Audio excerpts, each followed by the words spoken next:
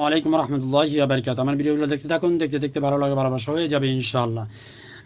ভূমিকম্পে কেঁপে উঠল পাকিস্তান এবং তাইওয়ান, দুদেশেই শক্তিশালী ভূমিকম্প হয়েছে। আসুন একটু বিস্তারিত দেখে প্রথমে পাকিস্তানের খাইবার পাখতুনখোয়া প্রদেশের বেশ কিছু অংশে মাঝারি মাত্রায় ভূমিকম্প অনুভূতি হয়েছে। বুধবার দেশটির জাতীয় ভূকম্পন পর্যবেক্ষণ কেন্দ্র জানা যাচ্ছে যে ভূমিকম্পটির উৎপত্তি ছিল আফগানিস্তানের হিন্দুকুশ অঞ্চলে।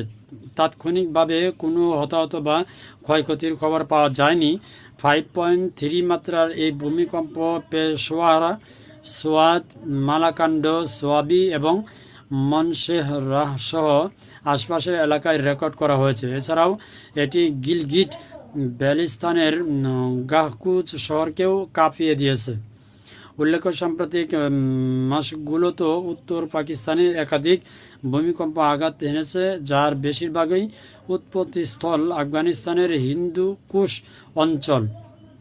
এই মাসের শুরুর দিকেও 5.2 মাত্রায় একটি ভূমিকম্প ইসলামাবাদ ও রাওয়ালপিন্ডি এবং পেশোয়ার সহ খাইবার পাখতুনখোয়া প্রদেশের কিছু অংশ আঘাত আনে।